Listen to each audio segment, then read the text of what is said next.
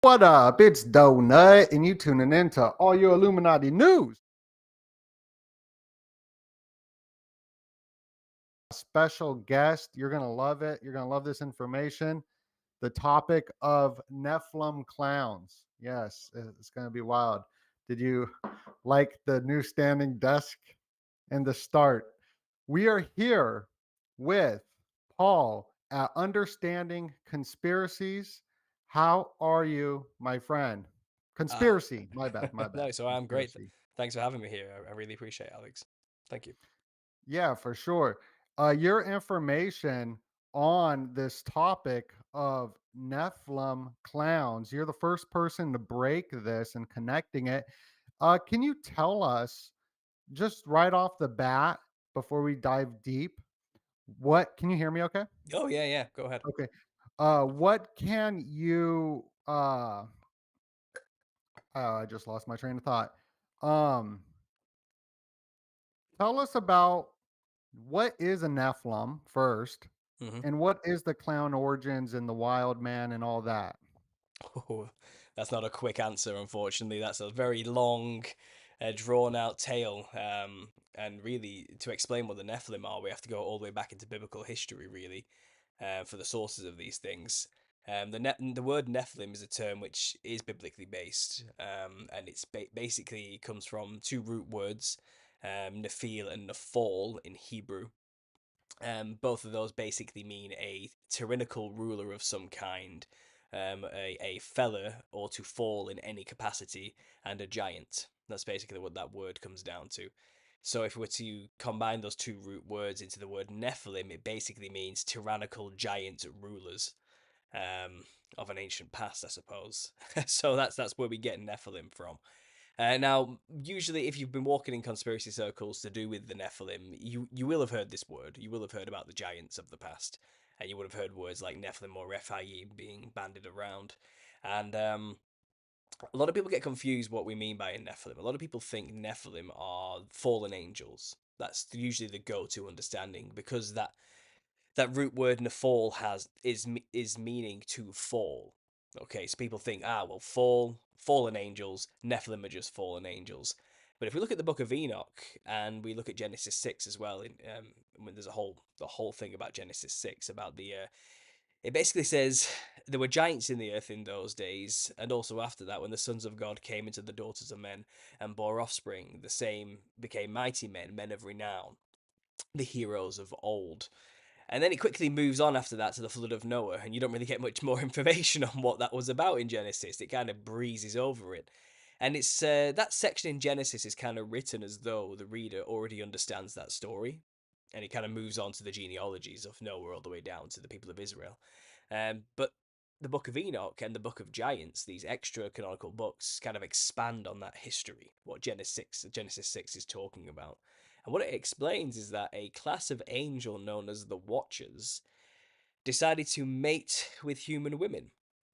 And a lot of Christians maybe consider that a blasphemous concept. I'm more of a Christian contrarian myself, and I don't consider it blasphemy. I think it makes perfect sense, and I think it explains a lot of things. And I do think Enoch was taken seriously as well by the people that wrote the Bible and the New Testament too. And often you can see it's been quoted here and there as well. And basically, it seems like the Watchers joined in with a rebellion of the angels in the ancient past as kind of a refusal to bow down to man, in a sense. And it seems like a lot of people say it was the lusts, angels gave into lust, and I think that had a lot to do with it. But I think there was a key reason why they bothered to even do this, and it was to corrupt God's creation. And what was created from, a divine angelic father and a human woman was the Nephilim. And most people imagine the Nephilim to just look like really, really tall, hench Conan the Barbarian looking things, tanned with brown hair, pretty basic giants. But if you actually consider what the Watchers and the Angels would have looked like, they're described as fiery flying serpents, which is the Seraphim class of angel. Now, from my research, it does seem like it was the Seraphim who were given the task of being watchers over humanity. In fact, many of them even requested to come down and watch over us, and that was given to them as the job by God himself. Because the Seraphim were the closest to God and perhaps God's closest, most trusted angels. So for them to then rebel against him and do this to his creation and create monsters, create giants, was pretty bad, you know. And I think not all the angels who rebelled against God were necessarily aware of the consequences, but some of them were. I think it was a bit of a complicated history and a complicated past. I think a lot of them agreed with Lucifer and the devil, whatever name you want to give that rebellious angel who decided to say, no, I am not going to rebel. I'm not going to worship man. I'm going to create my own kingdom and become God myself. I think a third of the angels, it says, did agree with that sentiment. And I think from the stories, there's many stories, but it seems like Samyaza was a particular class of angel who was the leader of the Watchers. For what I have gathered, and this is me saying this and inferring it from the text and reading the Book of Giants and reading Enoch, it seems like Samyaza, in a way, convinced the other angels to do this thing. And it wasn't necessarily that all the angels maybe thought as much about it as Samyaza did. It feels like Samyaza was really, really close with the big bad angel, Lucifer himself, and they had made a deal to go down, you know. So while that was happening, you have to remember the angels were in rebellion, but also humanity was in rebellion at this time as well. Cain had killed his brother Abel, was banished to the land. Well, he went east and went to the land of Nod, whatever that is. Took a wife from who we don't really know, but it implies there were still people around at that time, not just Cain himself. And he built a city, and he called it Enoch after his first son. Now, this city, Enoch, is not the same Enoch who wrote the Book of Enoch. There's two lineages. There's the good lineage of Seth, and the bad lineage of Cain, the murderer's lineage. Cain was marked. The mark of Cain is something he had, and that curse went on for about 7 generations, I think it says, or 8 generations, if you read other books like the Book of Lamech of Cain. And it says in the Book of Lamech of Cain, the mark of Cain was actually leprous, paper white skin. Not like a Caucasian. We're talking like a vampire. We're talking like a zombie. We're talking deathly white, you know. And most people throughout history have always considered the mark of Cain either to be a literal mark, something on the forehead, or a symbol, or something, or a seal, or something like that. Or some people have, throughout history, have tried to use that black skin as the mark of Cain, and the Africans are the descendants of Cain. But this book turns everything on its head, you know, and it says, no, the mark of Cain was leprous, deathly, vampiric, white skin, like zombies, you know. So I think if you consider fiery flying serpents, which is what seraphim literally translates to, fiery flying serpent is what seraphim stands for, and that's what those class of angels were known as. And you look all throughout other cultures on the earth outside of the biblical narrative, and you realize giant serpents were kind of a thing.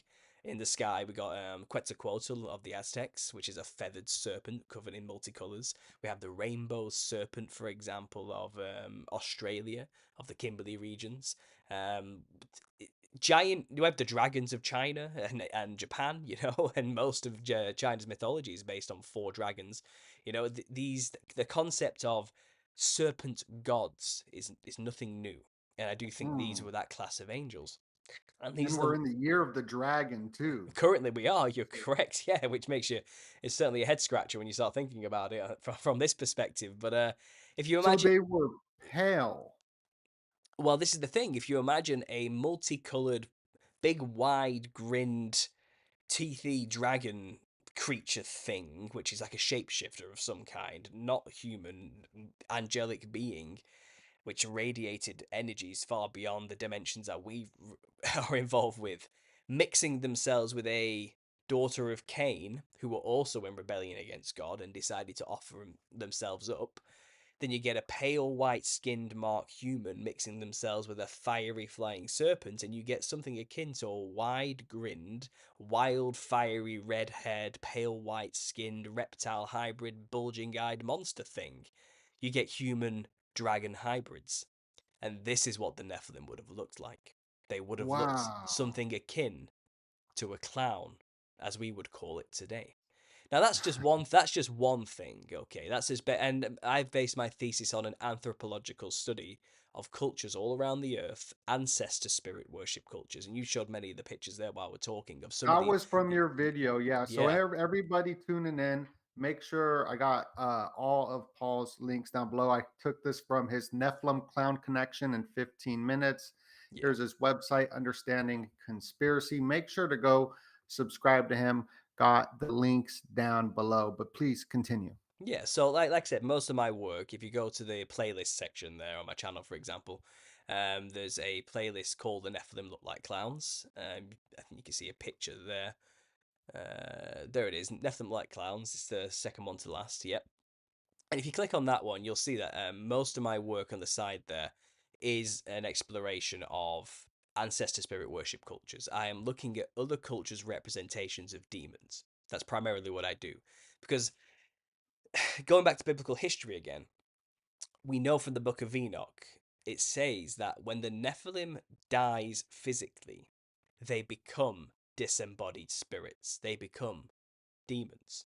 And this is where we get demons from. The demons are specifically the disembodied spirits of the now dead clown looking Nephilim. Okay. And that's where we get them from. That's where demons come from. A lot of people don't know this. A lot of people are very confused with their terminologies. But because we know this from the book of Enoch, that that's where the demons come from. If we go and look at other cultures everywhere, I'm not picking on any particular one here. I'm not trying to disparage individual cultures or anything. You can go to any continent and zoom in on any country, anywhere, and just type in ancestor spirit worship or something like that, akin to that, and you will find they all have their own version of venerating demons or spirits, and they all have the similar design or motif to them. They all have clownish features, and Right. as we also get into him on my channel, the origin of a Western clown is quite literally based on demons. Yeah, and like think about that in the consciousness through films, right? Like the movie It Hmm. or Sergeant Kabuki Man, right? Even a Kabuki Man or a geisha sort of kind of has that. It, Yeah. it, it seems to be um just the symbol that pops up everywhere. And Hmm. like I was telling you before, I'm big juggalo, so I grew up listening to Insane Clown Posse, and it was just all the clown stuff.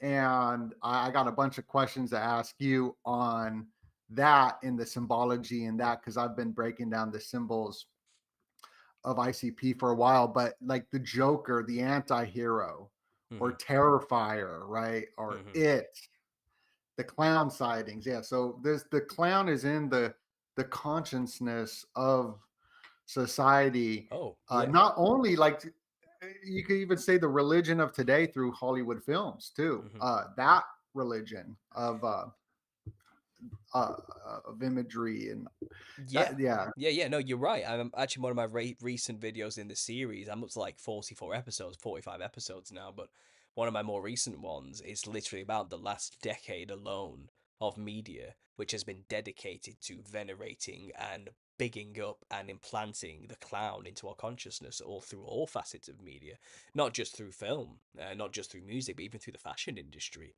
Did you know that in 2021 they introduced a line of clown themed fashion? You can even Google clown, uh, just type in clown fashion. Honestly, you'll come up with runway models dressed like clowns. And it was laughed off the runway initially, and then a year later they did it again, and it was applauded as 2023's hot new thing.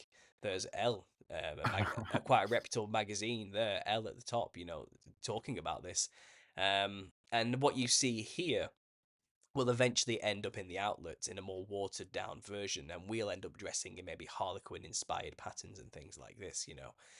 So it's Mm, not always as extreme as what you see on the catwalks, but eventually we will get some kind of version of this. And to explain why this is a big deal, I think we do have to take a few steps back here, and I think we need to start exploring where we get the modern Western clown from, okay, and why we even have one to begin with, and what inspired these. So I've given you the basic biblical history there, okay. thank you. So I've given you the very basic biblical history, a hybrid creature between a dragon-like entity, an angel, and a pale-skinned human. So then you get clown-looking, big, wide-grinned, reptilian mouth, smiling, sharp-toothed, pale white skin, wild, fiery, red-haired monsters. And the red-haired motif is actually a common descriptor of Nephilim anywhere you go. Even modern encounters of the giants throughout, let's say, the City Car, or the Dwanish people of the North American plains, who dealt with cannibalistic red-haired, pale-skinned giants. They have oral traditions where they talk about cannibalize that these giants cannibalizing their tribes, so they go to war with them, trap them in a cave, and smoke them to death by setting fire to the entrance.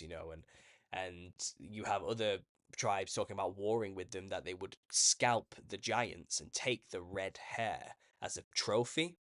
And there's even a woman today who goes around with the dress that she still wears, made from the hair of these dead Nephilim, and they call them mourning dresses. And it's kind of like a family heirloom now. So there's remnants that red hair just seems to be a Nephilim-esque trait for some reason. So like I said, that's what they looked like, sure. So throughout history, these Nephilim became the kings and rulers over everything before the flood. They usurped every position of rulership over humanity, and who could stand up against a giant? Of course, that's going to happen. And people venerated them. People worshipped them as gods, demigods, half gods, the men of renown, heroes of old.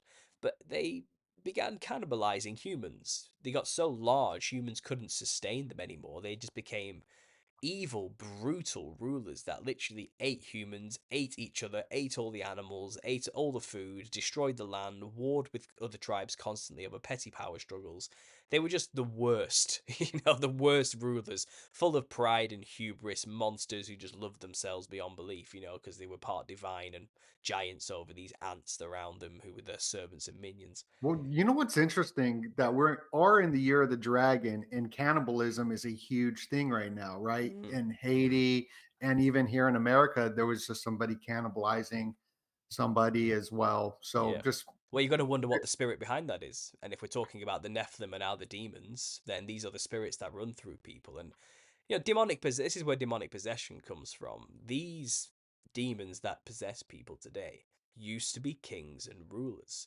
They want a mm, body once more to experience the things that used to come easy to them. So they do that through your senses. They possess your body, influence you to do things so they can feel the pleasure through your fingers, your lips, your eyes, your ears, your nose. They use your senses for their own benefit because they're disembodied now. They don't have senses. In a sense, they're in hell, in this fractal, trippy astral realm here on Earth, just behind our perceptions. But they're kind of stuck in the plumbing of reality. They're not really. They're in the wiring behind the walls. They're not in the real deal where we are with a body, and that's what they crave. It says Jesus described it as when a spirit's cast out of a man, it wanders in dry places, it hungers and it thirsts, but has no need to quench that thirst. So it seeks to come straight back into the body it was just kicked out of as soon as possible, if you let it. So that was a warning that you need to be careful not to let these demons back in once they're cast out, because if you're not careful, he'll bring more of his buddies with him, and then you'll have a legion inside of you.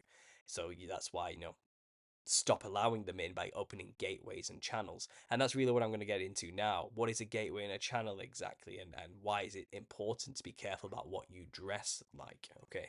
So these things were venerated as gods, and what we have today are remnants of these cultures that venerated them as gods a very long time ago, at least before the flood and just after the flood. Because the Nephilim were killed. It says that God saw how horrible everything was, and as a punishment for the Watchers who created them, he sent a strong delusion across all the Nephilim, and the Nephilim just started fighting each other. They started killing one another over land and power because they weren't very smart, to be honest. They were just full of pride and strength and hubris, but not intelligence. And the angels who made their children, because that's what they are to these angels, they're their offspring, they had to watch their children kill each other. So the Nephilim wipe each other out. But the Nephilim by that point had made their own children. They had mated with human women and created quarter hybrid Nephilims, and then their children's children had mated with human women and created like 1/8 hybrid giant creatures. They were still around. have you seen Prometheus, the movie where they plant the DNA and by this really pale white Yeah. clown looking figure. Yeah, he drinks the black goo, and then his body disintegrates and goes into the water or something like that, and he seeds life on Earth or something like that. Yeah, Yeah, this is the sad thing. Okay, so all these movies we see, all these programs, they have not come up with these things themselves. They're just rehashing this story I'm telling you now with fictional twists for money. right, You know, there's nothing new under the sun. There's no real original ideas. Everything that has been will be again, and things like Prometheus, you know, and Prometheus literally is a god who stole the fire from the gods and gave it to humanity. So Prometheus is basically Lucifer, you know, because yes, The Luciferian doctrine is he opened the eyes of humanity by making them be as gods, by telling them to eat the apple, to free them from a prison from a cruel and evil vindictive god who wanted to keep them stupid, you know. That's the same story as Prometheus stealing fire from God, which is knowledge, and giving it to mankind, you know, and the tree of knowledge of good and evil is what they ate from the tree. So it's just, they're all just parallel stories for a rebellious angel who's pretending to be our buddy. I'm trying to help you, you know? I'm trying to help you be like gods like us. When the trap was, Adam and Eve were as close to God as any human could possibly be. They were already walking in the Garden of Eden talking to the guy. How much better can it possibly get, you know? But now we're in a worse position because we believe that lie, that temptation of ye will be as gods. And that's still going on today, by the way. That same lie is the promise behind everything that humanity does. You know, that's why we have things like transhumanism. You know, the promise of immortality through mechanical means is the same promise. You will be as gods and be immortal without having to ask or have God help you in any way, you know, do it yourself type of attitude. But anyway, the Nephilim wipe each other out. Their children are still around. It seems like the flood happens because just before the flood, humanity decides, I want to be like the Nephilim. Let's manipulate our own DNA. And in the book of Jasher, it talks about the mixing of kinds began to happen, maybe 120 years before the flood. The Nephilim giant titans are all dead. Their offspring are still knocking about here and there. The angels who mated with human women and created the giants are now locked in chains. They're in prison. The angels who didn't mate with human women, but are still in rebellion, they're still around, you know, and it seems like rather than mate with human women again, because the punishment is just too severe, they made humans corrupt themselves. So it says humanity was sinning against the fowls of the air, the beasts of the land, the fish of the sea, everything, and they were mixing genetic things together and creating human animal hybrids. So this is where you get your cryptids from. This is where you get dogmen, mothmen, reptilian men. You know what I mean? Human animal hybrids come from this period of time. Mermaids, sirens, things like that. You know, fish people. yeah. You know, with the These are X Men. These are yeah, mutants. You know, that's where we right. get that from, and that I think they did it because they knew the flood was coming. And if Well, you I've been looking into go the ahead, yeah, I look into the fashion industry a lot on the channel, hmm, and Alexander McQueen, he did a fashion show of hmm, the hybrids as well. Something with the fashion industry is predictive programming as well and symbology. But yeah, he had did this Atlantis one where you can see there the hybrid, but he also showed the transhumanism hmm, um, before he ended up, I believe, uh, like suicided with his dog or something. Like hmm. it was all symbolic. Yeah, Um, yeah. That makes yeah, sense. Look at that. You can see that's kind of like a fish reptilian hybrid human mix, isn't it? Type of thing going on. The fashion industry is full of it, you know. And I did an episode on Lee Bowery as well, who was a huge influence on the fashion industry. He was heavily Nephilimifying himself, shall we say, with the way he chose to dress. But you can see here these are reptilian hybrid mixes, and they're always hinting at it, and they're always trying to reintroduce this in some way. They're always like wanting people to venerate the Nephilim in new and interesting ways without us realizing it. And I think this is just more of the same what you're seeing here. Now, dressing like something is very serious. It's a lot more serious than we understand in the West, and this is where a lot of my work is leading, and what I'm really getting to now.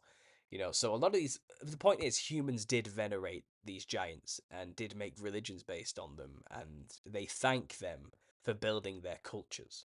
Okay, they are the culture builders. They are the mound builders of America, for example.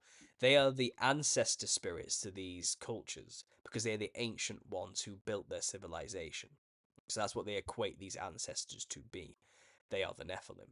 So wherever you see ancestor spirit worship, they're not talking about grandma or granddad or your great aunties or uncles. That's just a Western translation issue. That's just the best word we've got for what they're talking about. They're not talking about ancestors like we would consider them. They are talking about ancient gods, the Nephilim, the giants of the ancient past. That's what they mean. So what do? They dress like them. So they dress either like them in a spiritual form, like the spirits, or they dress like them in a physical sense, like they used to look. And you'll find a common thread through all these cultures is that they share clown like features. So, multicolored, fractal patterned clothing. They often white the face up with makeup, put polka dots on their face, or red the nose up, wear a big feathered red headdress of some kind made of reeds or feathers. It's usually, but those are the colours: pale white face, wild red hair, red nose, um, multicolored fractal patterns all over the skin. And these are all, by the way, serpent features. Snakes are very colourful, and this is the point. Like the fiery flying serpents were very colourful creatures. Mix a serpent with a human, you'll get a very colourful thing, And don't forget, these humans were predominantly, if they had the mark of Cain from the Book of Lamech of Cain, deathly white, vampiric white. So that's where you get this mix from. That's why the clown costume is so colourful and patchwork and full of things like you see here, because that's a mimic of serpent skin. And we'll get into this soon, the history of all this, so you know exactly that what I'm saying there is not my assumption. I can prove this. That I've got the receipts, okay? This is actually literally where it comes from. So yeah, these ancestor spirit worship cultures dress like the thing to be possessed by the thing. Okay, they dress like their ancient ancestors, so the spirit will come into them. They're inviting them, into their bodies. And then once they're in, they give them stuff. So they eat things, drink things to feed the spirit that's in their body now. Give them You could offerings in see that essence. with movements like the punk rock movement, juggalo, even or Yeah. hip hop, or Yeah. whatever you're into, raving. Well, You this is the start thing. dressing like that. Just because we're ignorant of the spiritual law of what it is to dress like something doesn't mean we're immune to it. The only issue is when we dress like a pale skinned, wild red haired, fractal pattern monster. We don't think it means anything. We don't think it does anything. We just think it's a cool look, an edgy look for a musician or something. But what you're actually doing is the exact same practice as these ritual shamanistic ancient cultures are doing. You're dressing like something and opening up a channel to the spirit realm to mimic or mirror that thing in the spirit realm so it can more easily come into your vessel.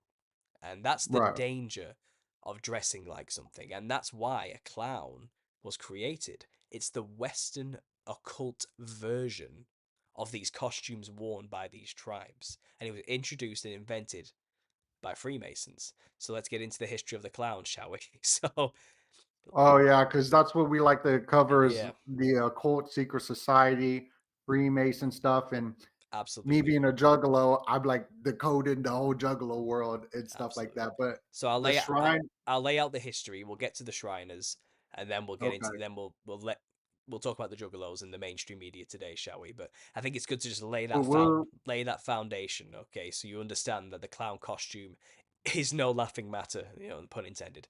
It good really is. one. Good one. That's It's good. That's the serious. title right there. It's Let me write that It's down. yeah. Did you already use that? Probably, yeah. I'm writing the book on the things. I've said it somewhere. I'm sure. Is that the name of your book? The book It's it no laughing no, matter. no, it should be, shouldn't it? No, It should be. Yeah, that's a great title. maybe I'll put that on the back. Just the It could a little be quote. like Nephilim clowns. It's no laughing matter. Yeah, I'll put that in quotes in the back or something. I'll say you quoted me saying that. But the book is just called "The Nephilim Look Like Clowns." There's two And volumes. when will that be out? Volume one's being released in the next 2 months. So Congratulations. that's 20 chapters there, laying out the history as we're talking about right now, and the secret What a society. fascinating topic. I mean, this has absolutely driven the truther community into a spiral frenzy. Do you know this? You must know this, that after you released that tinfoil hat podcast of the Nephilim clowns, everybody on every Yeah. podcast was say Nephilim clowns, Nephilim clowns. So you Yeah. definitely have tapped into something that is in the consciousness, and not from what you're explaining, it makes total sense. It's absolutely programmed in our Oh yeah, you're right. thousands and You're thousands of right. years. This is I see. This is the thing. Like, I'm not a juggalo. I'm not really a clown enthusiast. I never have been growing up. It was never a thing for me. But it's just because I studied the occult for so long for my channel, and I'm just a pattern recognition type of guy, and an artist. I noticed this thing. I started digging into it, and I uncovered this whole history, which just blew my mind. And I started in 2016 after the creepy clown sightings happened. And I understood, because nothing gets on that box in the corner of the room, the TV, without them wanting it to be there. It's kind of, what does the clown mean exactly? Why are they showing us on every single news station creepy clowns being sighted by people?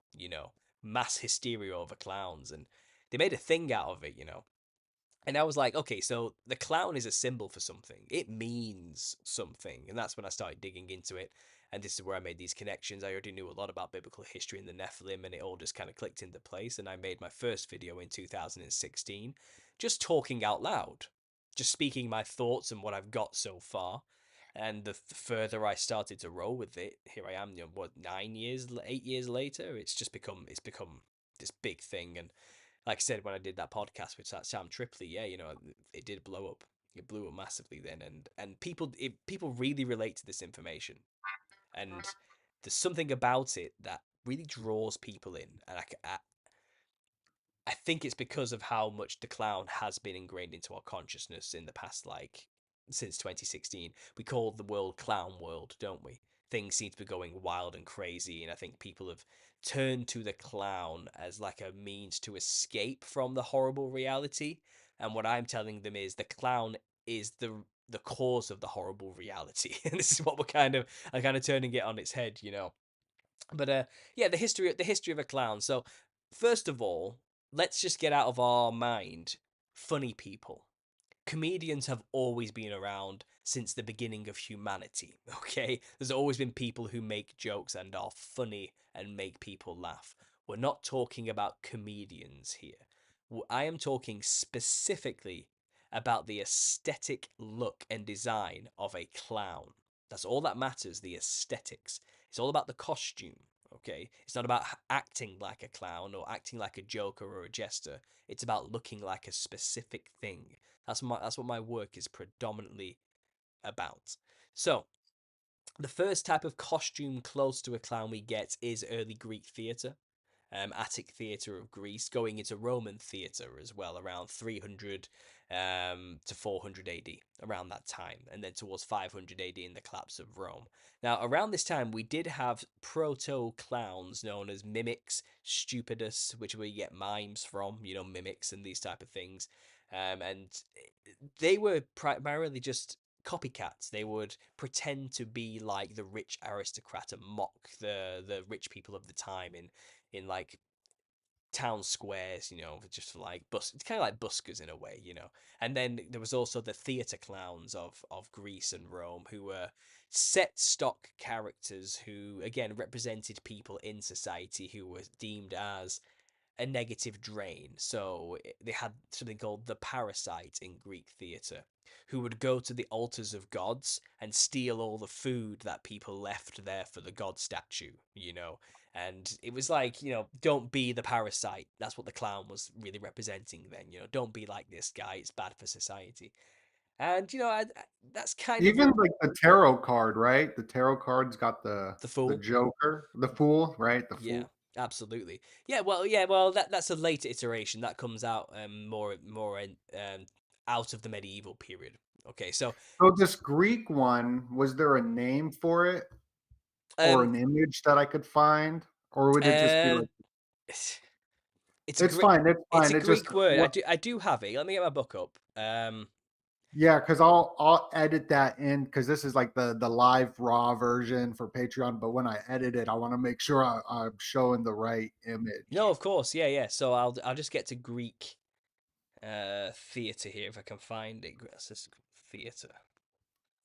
Yeah, I'm sure I could find it too. Yeah, so it says Greek. here some of the earliest European examples of a clown like character were the buffoons of Greek theatre, created by the 5th century playwright Aristophanes. This stock collection of actions that classified the buffoon of the scene could be played by numerous figures and roles within the story. As a summary, he is a separate and distinct character having no part in the action other than the role of a clown or fool.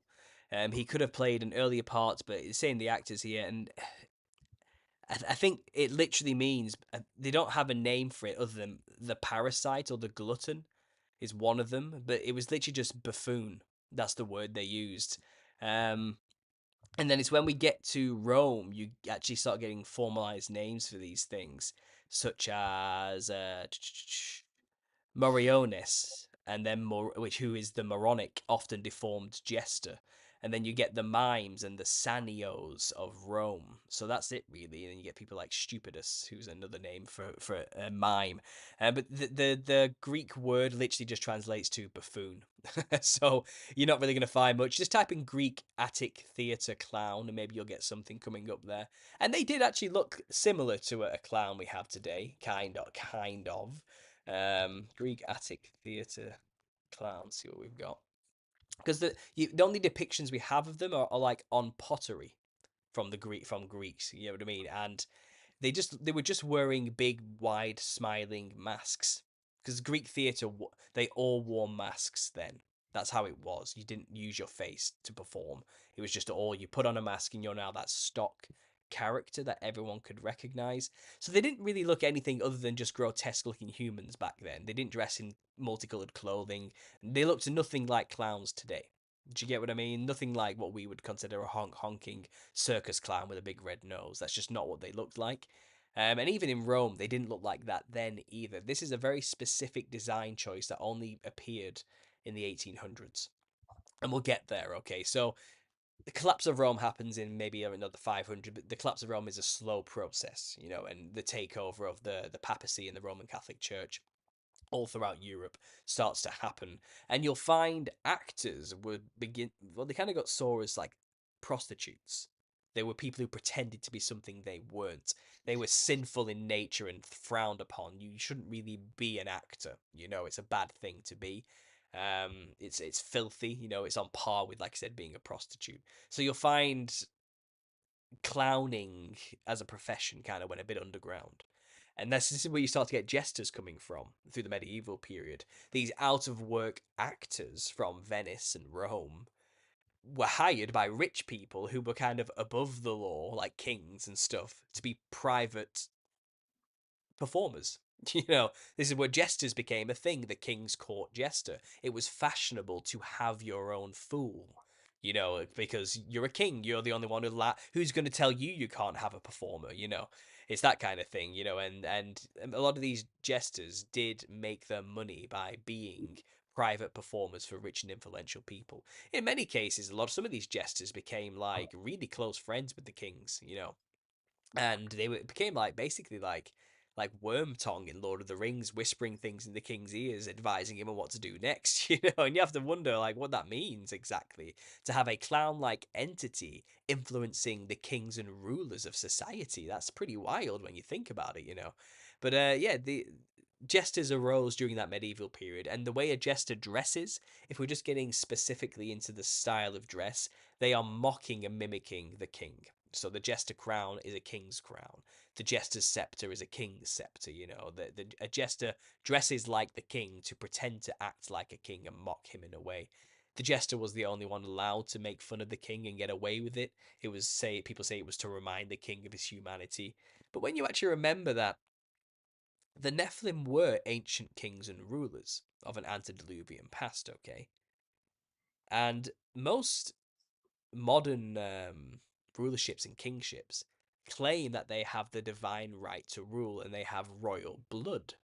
Where do they think that royal blood comes from? I think many of the kings, especially of ancient of medieval Europe, believe they had the blood of the Nephilim still running through them. The blood of the dragon, the house of the dragon. They had dragon's blood. So all the kings had the divine right to rule through the rights of being part angel. So to then have somebody dressed like the disembodied spirit of one of these dead rulers right there by your side on the throne perhaps is more of a telling sign of what these jesters truly were in some way, you know.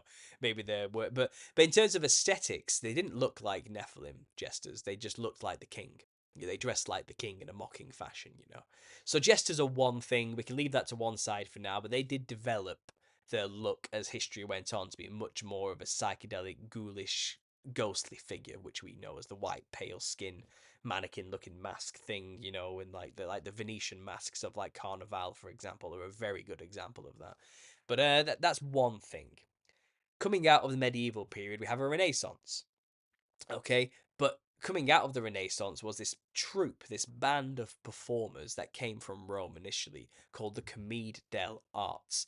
Now, the Commedia dell'Arte movement was these out of work actors, no longer welcome in Rome, traveling all throughout Europe, putting on very quick shows.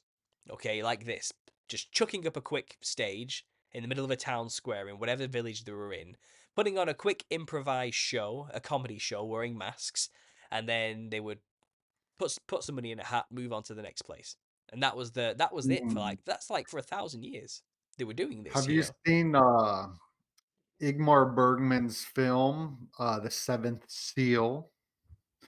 I've It not, no, is no. a fantastic film. It's very got some biblical undertones, but they do that. They go to different places, and the Hmm. guy's playing chess with I think it's the Grim Reaper, Oh. and he looks like a clown in it. It's called The Seventh Seal, and there was also another film um, out where most recently a TV show that was the end of the world because of a like a sickness, Hmm. and they were traveling around doing that. But this film right here, you got that clown, white, pale, grim reaper Hmm. look. It's the seventh seal, which is biblical, Hmm. and yeah, very good film, Igmar Bergman. I'll look into that. Yeah, absolutely. And if you got the chessboard there as well, which is a Freemason reference too, and to the controlling of the kings.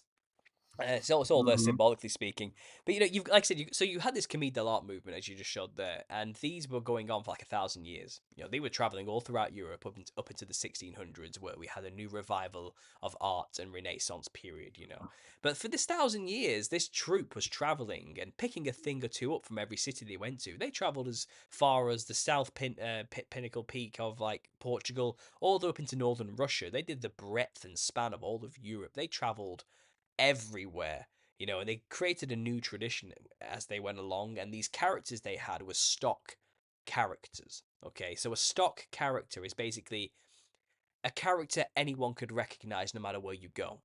A king, a rich old man, a soldier, a I don't know, a baker or something, the daughter of the rich old man, the servant, just basic stock everyday characters that became stereotypes, you know.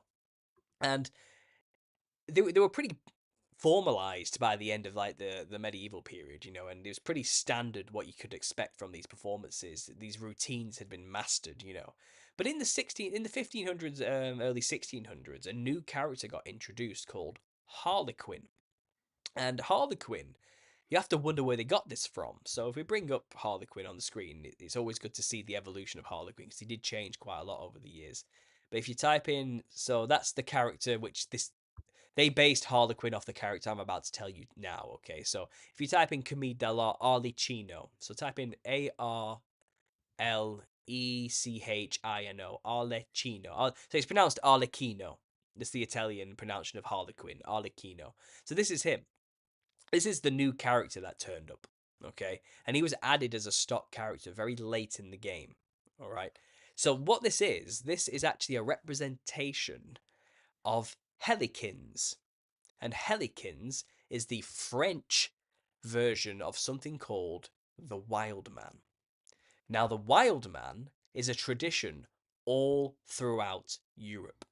Okay, you can type in, there he is, yeah, so it's the hairy beast giant with a club. All right, he is everywhere in Europe. This is Bigfoot. You know, this is where you get Bigfoot from, basically. This is the Europeans' version of Sasquatch.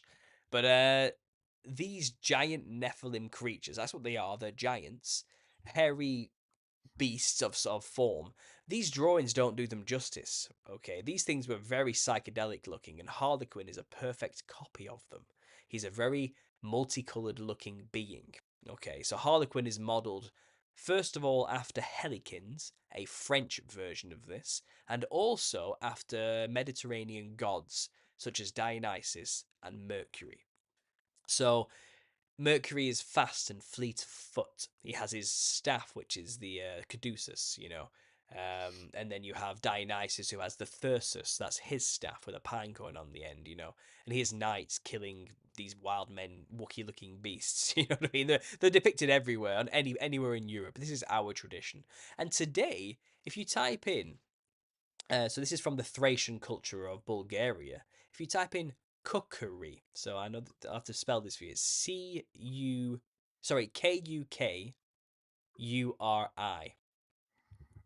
KUK. URI. Your And just type in Bulgaria next to it to get specific.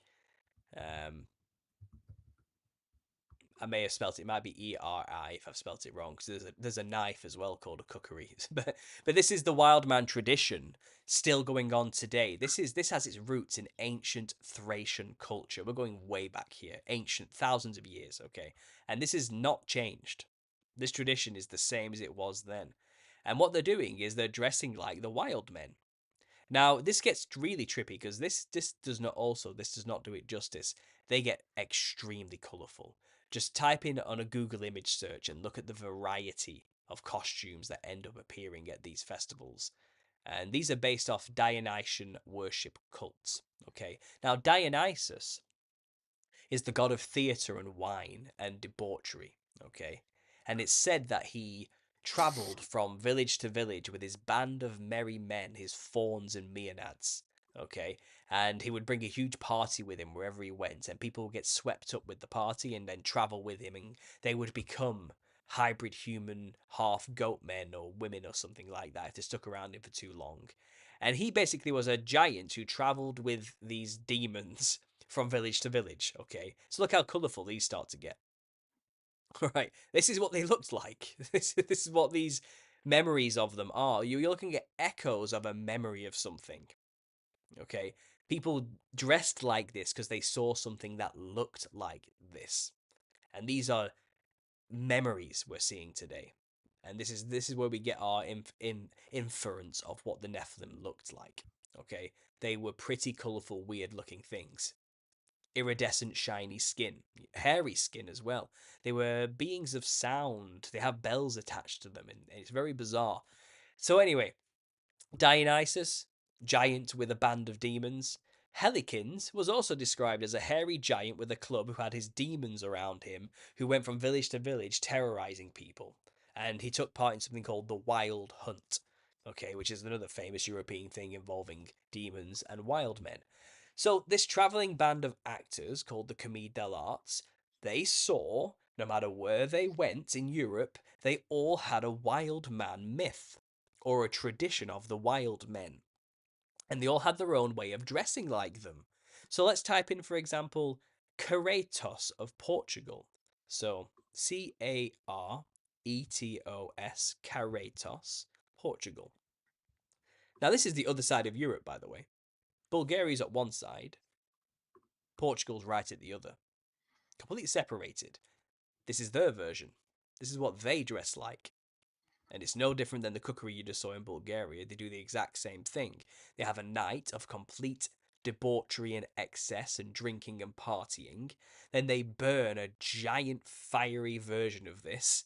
And then they fast for like 40 days. It got highly Roman Catholicized, and it started getting mixed in with Ash Wednesday and Lent and things like this, you know. But this is their version of the wild man tradition. You Well, know? in Dionysus, that goes back to a lot of where MK Ultra stems from, I believe, where you taking all those different drugs and all that. Well, like I said, he was the god of that, all of that stuff, drugs, altered states of consciousness, theatre, partying, sex, wine. Bacchus is the Roman name for the same god, the same Greek god, the god of wine and Right. partying and sex and things. And the theatre mask with the big smile and the big frown, they are based off Hmm. the theatre masks of Dionysus. They're the same thing. Originally, the masks had a heart-shaped mouth, and that's where you get the big wide grinning mouth from, because a heart is a symbol of Dionysus. It actually represents an ivy leaf, which was the patron plant of Dionysus, which is shaped like a heart. And that's where we get the Oh, heart shapes of Valentine's Day, for example. It's actually modeled after Dionysian Thracian cult worship. But anyway, that's neither here nor there. What you can see there is this pattern of psychedelic colored clothing being worn by these Europeans during this weird festival, because they're trying to represent the wild men. So Harlequin, the new stock character of the Commedia dell'Arte movement, is modelled after what they saw. These people dressing like this. So that was introduced into the movement of the Commedia dell'Arte's Harlequin. This is literally modelled after like the Kratos of Portugal or the Bulgarian cookery, for example. But everywhere you go, every country in Europe has their own version of this. Okay. wow. And this is where Harley Quinn is coming from. Yeah. And also this mask looks a lot like the Clockwork Orange mask Yes, too. it does. You're right. It does. Yeah, the way they dress is very, very clownish. Absolutely. There's a lot of Freemason references in there as well. It's the Clockwork Orange is full of it. But there's a new development though. So the character of Harlequin was pretty demonic. Okay, he had his club, which obviously the giants had. He called it the slapstick. Okay, and he would use his slapstick to change the scene on the stage. He could slap it on the floor and suddenly everything would change as though it was magic. He had magical powers. He could backflip and somersault all over the place. He had his wild beast mask there with the upturned lips and wrinkled, horrible face. He was cheeky. He would always like use his stick to poke at people's rear ends and use it as like a phallic symbol. You know what I mean? He was shameless. He was a demonic energy type person. He brought chaos to the scene, to the stage. But as the years went on, he kind of got less and less demonic and started to act more and more fancy and proud and sleek, and he kind of became more formalized into the love interest of the daughter of the rich man, Columbine. So Harlequin would always steal the daughter of the rich man and run away with her, and then a lot of the comedy would come from chasing after Harlequin and Columbine. There's Columbine, for example, his other half. And the rich old man had a servant called Pedrolino. So let's type in Pedrolino now. This is where we get the clown from, by the way. So this is where we start to see a progression of where the clown costume starts to appear. So Pedrolino is pretty basic looking. He just wears white Elizabethan, which is for the time makes sense with the neck ruffle. 1700s is when starch came around and neck ruffs became a thing. But he was basically an Elizabethan servant, the servant of the rich Elizabethan man, and he just wore plain white, nothing special. It was just typical rags of the day, what a typical servant would wear. And this is Pedrolino, and this is where you get the French clown version Poirot from, which you see there with the black pom poms on his chest. That was the French iteration of it, coming again into the late 1700s. French pantomime, which developed out this same movement, came up with their own flavour of Pedrolino. So Poirot's quite sad. He's a very sad clown. You can see him there, just below there. Yeah, he's a very typical French clown, is what I'll say. He loved the daughter of the rich man, but the daughter loved Harlequin, so his heart's broken because he can't get the girl because she loves somebody else. You know what I mean? So the French version is pretty ghostly looking, but it kind of stayed like that.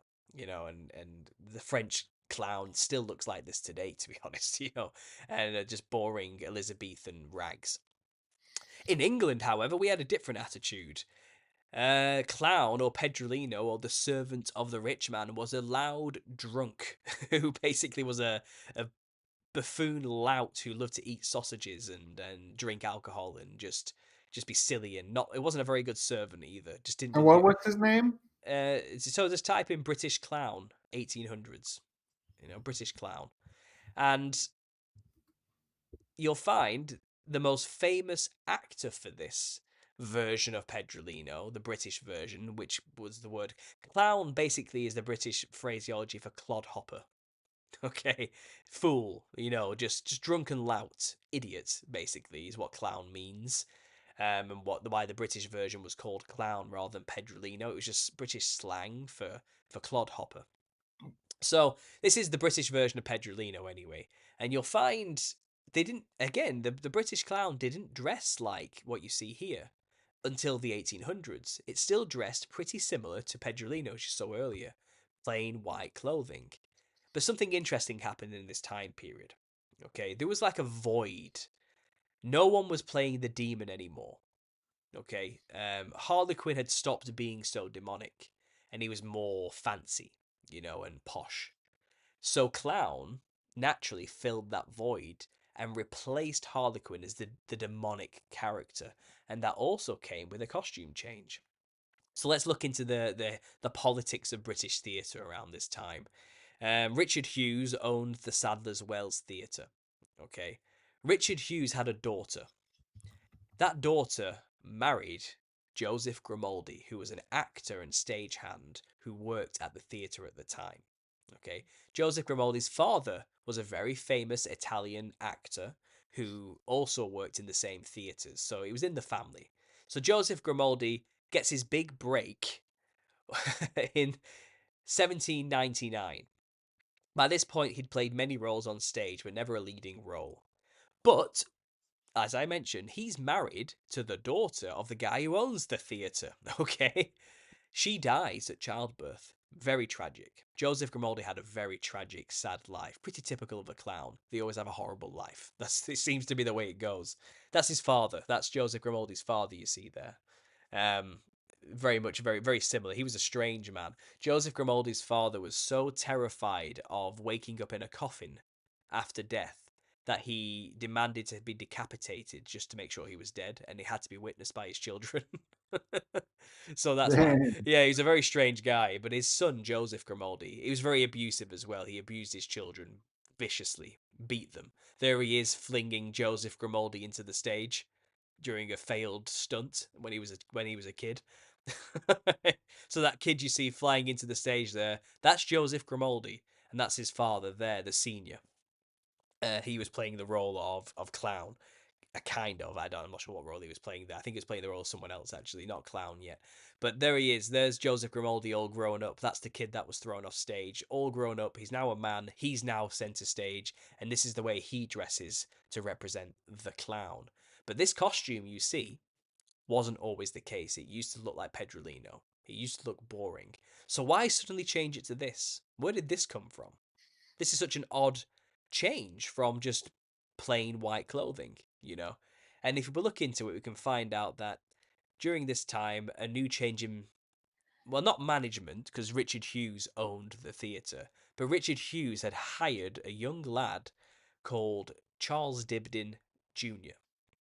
Charles Dibdin Jr. was hired to write plays and run the theatre for him, basically, to be the new boss, the hired boss. And prior to this, his brother Thomas Dibdin had been doing it for a little while, but it was his turn now. So Charles Dibdin Jr. was the son of Charles Dibdin Sr. Charles Dibdin Sr. was an extremely famous Freemasonic musician and playwright of that era. For the late 1700s, he was Charles Dibdin. Charles Dibdin. Yeah, so Dibdin. And that's the son there on the left, and that's the father there on the right. Okay. Okay, so the elder you see there, Charles Dibdin, born in 1745. Yep, this one. He was very famous. Very famous. Like, he was a powerful musician of the time. He wrote some very, very famous songs and music which was sung by the sailors of the British Navy during that time period. Who, don't forget, were at war with France all over the place. It was empires were spreading during that time. They were colonizing India during this time, was Britain as well. So the British Navy was powerful, and it was his music they were singing. that the sailors were singing, you know. And he's been equated with single-handedly keeping the morale of Britain up during wartime thanks to his music. You know, he's been lauded as one of the greatest British musicians of the day. One of his songs is still played at the proms to this day as a closing song in Britain, which is like a famous orchestral event every year, a very posh event. But he was a big deal back in the day. He was also a member of the Freemason Lodge, Leicester Lodge number 2627. He was he was a Freemason and he was a very powerful media mogul. Okay. And it's just like today, the Illuminati music industry today run by Freemasons. He's just one of those dudes, but way back in the time for theater instead, because that was the mainstream entertainment of the time, you know. Anyway, Well, yeah, I mean, he even got Beethoven who admired his works, and Beethoven was trained by an Illuminati member how to oh play yeah, music. this guy was well connected, okay, and he was a Freemason at the end of the day. And we all know what they're really all about. You know, they're all the continuation of ancient serpent worship, veneration, secret societies, the mystery wisdom schools. You know, they're just a continuation of that or an offshoot of that. Anyway, this old famous Freemason, his son Charles Dibdin Jr. became the head of a very big theatre where Joseph Grimaldi was working. Sadler's Wells. He became the head of Sadler's Wells. Okay, so it's kind of runs in the family, you know. It's nepotism at its finest. Of course, this guy's going to get hired to run this theatre. You know what I mean? Because his father's famous. Why wouldn't he? You know. Anyway, he writes his own music. You know, he writes his own plays for this show, and he puts Joseph Grimaldi as the new leading character he was kind of forced to do it because Richard Hughes, the guy who owned the theatre, so Charles Dibdin Jr.'s boss, said you have to put Joseph Grimaldi main stage. It was my daughter's dying wish that I look after him. Because don't forget, he married Richard Hughes' daughter and she died of childbirth. Her last dying words were, "Be kind to poor Joe Richard, please be kind." So Richard Hughes, honouring his dying daughter's wish, basically goes to Charles Dibdin the Younger and says, "Make my ex-son-in-law famous." Okay, that's what happens here. So Joseph Grimaldi gets to become the lead clown, and there's a big battle of how that happens because there was already an established clown of the day called Dubois, a French actor. He's always been the clown, and now some young guy wants to upstage him. He wasn't very happy about that, but when it came down to it, Charles Dibdin Jr. he came up with an idea. He says, "Okay, we're going to have two clowns in my show, and we're going to make them pit against each other. Who's the best clown, you know?" And Joseph Grimaldi won by a landslide. He was hilarious. Joseph Grimaldi that day was born as the father of all clowns. He's even called the father of clowns to this day. Okay, he was the greatest performing clown anyone had ever seen. You could not watch him without just rolling and crying with laughter. He was hilarious. Okay, so you know this guy became a hit, a very famous person very quickly, and he also got a new costume change brought in by Charles Dibdin Jr. And if you type in Joseph Grimaldi into Google Images and let's get a costume up, shall we? And I'll show you one specific costume which kind of gives it all away.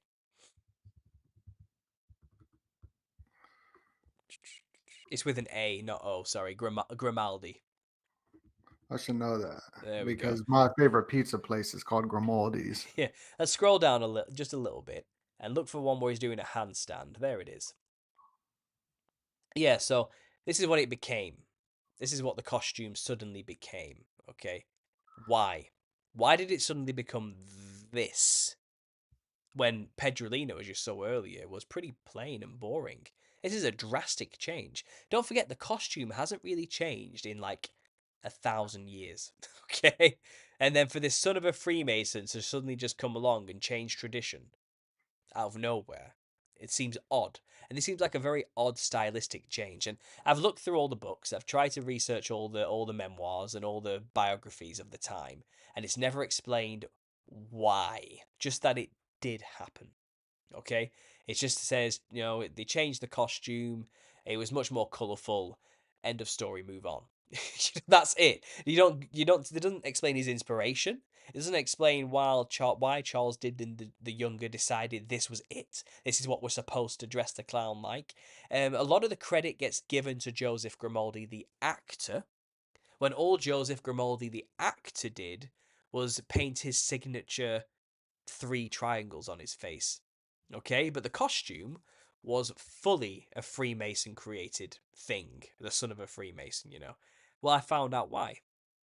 I figured it out because I did some research. It turns out Charles Dibdin the Elder was heavily connected with India. I mentioned earlier, didn't I, that India was being colonized by Britain during this time, so Calcutta was being populated by a lot of British people, a lot of rich British people moving to India. Charles Dibdin the Senior's brother, Thomas Dibdin, was actually a member of the Navy and was over there colonizing India, okay? And he died actually doing this. And a famous song called Tom Bowling was written by Charles Dibdin to commemorate his dead brother. And that became a huge hit success as well of the day and was sung by loads of sailors as well.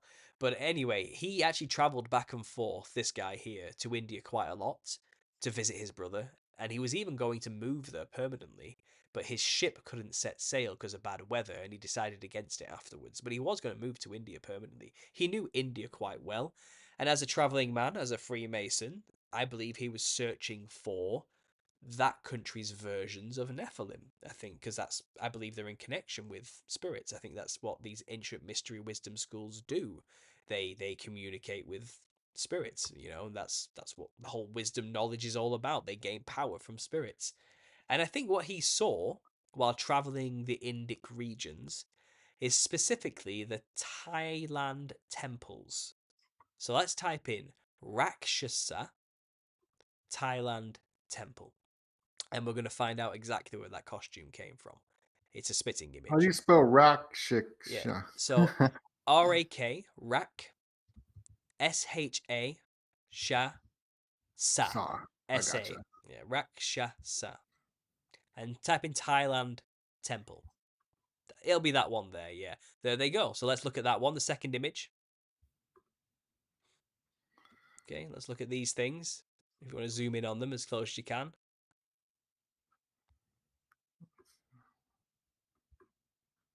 There we go. And let's look at that picture of Joseph Grimaldi doing his handstand. It's the same costume. That's where he got his design from. All right. Yeah.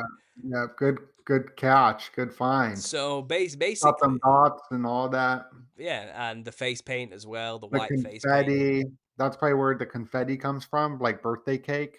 Maybe there's plenty of places that I can get into that later. Actually, if you want to look into that, that has Romanian roots, but it's very odd. But this is what he's Oh no, modeled that after. makes sense. That So makes sense. so the Rakshasa demon is a Hindu demon, and the Hindu religion spreads all the way throughout a large swath of that region. This is just the Taiwanese version, the Thailand's version of the Rakshasa demon.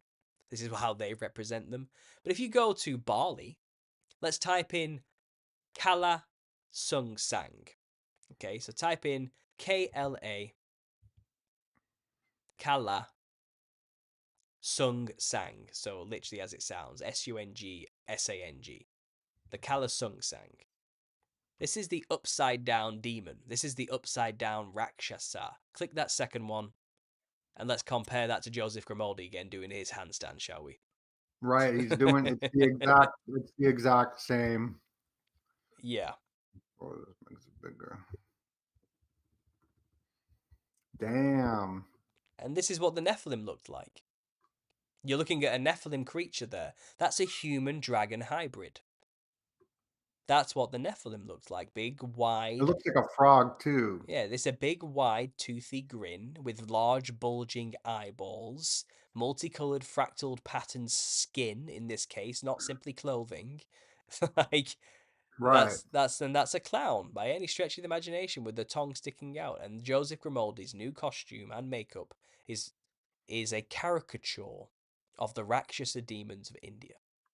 That's dope. Okay, so let's walk this back. The first proto clown of the Western world was Harlequin. modeled specifically after the demons of Europe, the Nephilim representations of Europe, the wild man. He stopped being so demonic in character, so was replaced by the demonic British clown, and was also given a new costume, the clown, but instead it was modelled after Indian demons, their version of Nephilim, the Rakshasa.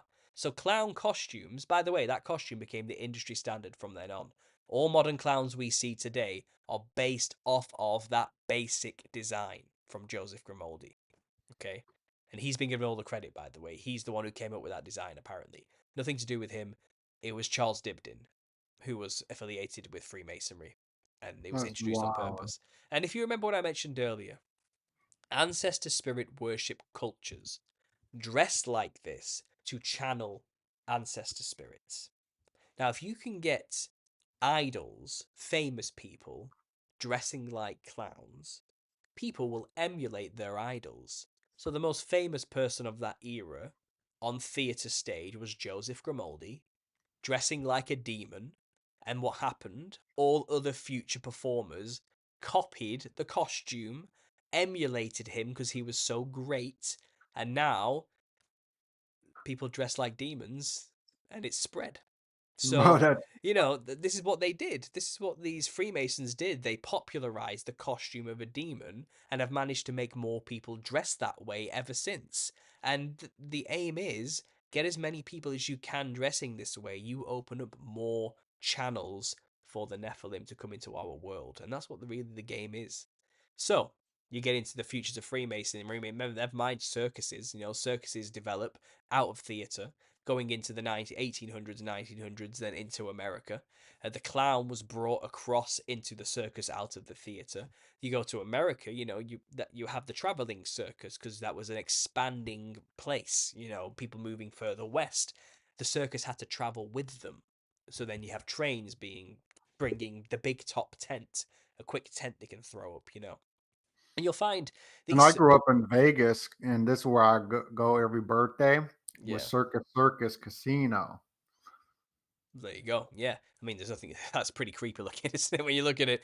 But the thing is, these traveling circuses were mainly taken over by businessmen, charlatans. P.T. Barnum is a good example of this, and he's perhaps the most famous. P.T. Barnum is the guy who invented the three ring circus. Okay? He's the one who invented the freak show and brought that into the circus because he had a museum full of oddities, as it was called, and he decided to join with Barnum, who had a menagerie of animals, and they created a circus, P.T. Barnum and Bailey's combined circus, okay? And he brought the freaks, Barnum brought the animals and his technical know-how, and they created this circus thing. And he created the three rings to make it a bigger spectacle. But what people don't realize is the three interconnecting rings is the logo of the Oddfellows, which is a Freemasonic organization, of which P.T. Barnum was also a member. So, yeah, ICP, they got a song called Three Ring a Ding a Ding Ding. there it Yeah, is. and it's There it is. about the Three Ring Circus. And that's the logo of the Oddfellows, of which P.T. Barnum is a lauded member. They can't stop. That's Can't stop. But so was Albert Pike. Albert Pike was a member of this too, who wrote Morals and Dogma. You know, right. who was also a 33-degree Freemason. Look, John Wilkes, right? Oh, the members of this organization are some of the most powerful and famous people throughout history. Damn. Yeah, and that's Also included John Wilkes, who was Hellspire Club, and yeah, his son, or his grandson, is hmm the one who killed, assassinated yeah. Well, Abraham Lincoln. that's right. That's right. Well, if you think If about that, this, if you think about this yeah, as well, so if that's him, I'm during pretty this sure. during this era, pretty much all the circuses of America were run by Freemasons. They always called themselves brothers, so the Ringling Bros is a famous example. Okay, well, brother is a title given to a member of Freemasonry. You're a brother if you're a Freemason. Okay, well, 10 circuses, all of them run by Freemasons, came together in this time period in the middle 1800s, late 1800s, and they put on a grand spectacle, and they called it King Solomon and the Queen of Sheba. So you can type it in. King Solomon and the Queen of Sheba.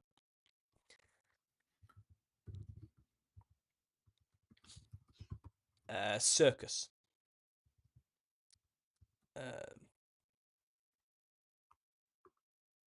Yeah. So here's posters for it, and you can find there's the newspaper article clipping advertising it. That's a good one, just below there. Sorry. No, it's okay. It's just because it explains that it is like a bunch of circuses coming together to do this on that thing, and it's going to be a grand spectacular. But anyway, they put on this. Oh yeah, they're all Bailey brothers. All the Everything's brother. That's a good yeah. Ringling Bros brother. Oh yeah, all of them, and Freemasons are obsessed with King Solomon. Okay, they love King Solomon. Okay, all their rituals are based upon Solomonic rites and rituals. Okay, Is this the article yeah, that's the article with the there. So 33 right there? 10 truly good shows merged into one. All Freemason run shows, okay? And they all come together to do a huge Solomonic ritual, which would normally done in a lodge. Okay. So Oh, brother. you have to understand this, okay? The only person allowed to wear a hat inside a Freemason lodge is the worshipful Grand Master. Okay? Okay. And he wears a top hat. And they're open about this. They tell you about this. You can type in Worshipful Grandmaster Top Hats or something, Worshipful Master Top Hats, and they're the only dudes who are allowed to wear a hat in the lodge. And they tell you openly it's to represent the crown of King Solomon because the king is the only one allowed to wear a crown, and it's a sign of respect that nobody else does. So this is literally the hat represents Solomon. Okay, that's what it means. Whoever words that is King Solomon in symbolically speaking to a Freemason. And type in the Ringmaster. There you Yeah. go. It's the same thing. The Ringmaster is the worshipful Grand Master of a lodge, but he orchestrates, rather than the ritual of Freemasonry in a lodge, he orchestrates the ritual of the circus performance. And what is King Solomon famous for? Well, it's using a ring to control demons to build his temple. Okay, King Solomon Okay. is the ringleader. He's the ring Oh, master. snap. King Solomon is the Lord of the Ring. He is Damn. the ringmaster, the ringleader of the circus, and he orchestrates the clowns, which are So this is the Ringmaster ICP album yeah, that and obviously, the clowns are an analog for demons, for Nephilim. So the ringmaster orchestrating the clowns is King Solomon controlling demons. and then you got Jerry Springer, right? Ringmaster Yeah, movie, and you can say like all the people in the like that he hosts were very clown like. absolutely. Yeah, but they play on this symbology all the time, but they've been doing this since the mid 1800s. This is old as entertainment itself, and circuses were a big deal then. And anybody who went to go see this show who was a member of the fraternity would have been seeing the rituals they normally do in a tiny little lodge on a It's like an initiation yeah, for the yeah, masses. on a grand scale, and the masses are paying for it by Bro. they're coming to take part in the ritual, but the masses don't know that that's what they're doing. It's an occult thing. These are occult symbols that the Freemasons have molded and created so they can publicly do their rituals without the public knowing about it. And into the modern day today, the Shriners now run all the circuses. Okay, and the biggest traveling circus in America is Shriner Run. Okay, if you look into Shriner clowns, every Shriner sect has a clown section. Okay, the Shriner clowns. It's very odd. What is a step above Freemasonry fraternity doing? Who's supposed to have a Middle Eastern theme? What are they doing dressing like Western clowns? Well, so check this out. So, like me being such a big fan of ICP, all the stuff that you're saying, Yeah. they got a song Three Rings, They Clowns, they got the Ringmaster album where the guy's doing the Oh yeah. up down Baphomet. But this is my big find that I found. So the symbol of the moon and the star, I mean, sure it could be Venus or something, but the moon and the star, I here's Moon Glorious, and he's got the moon and the star Yeah. of Violet J.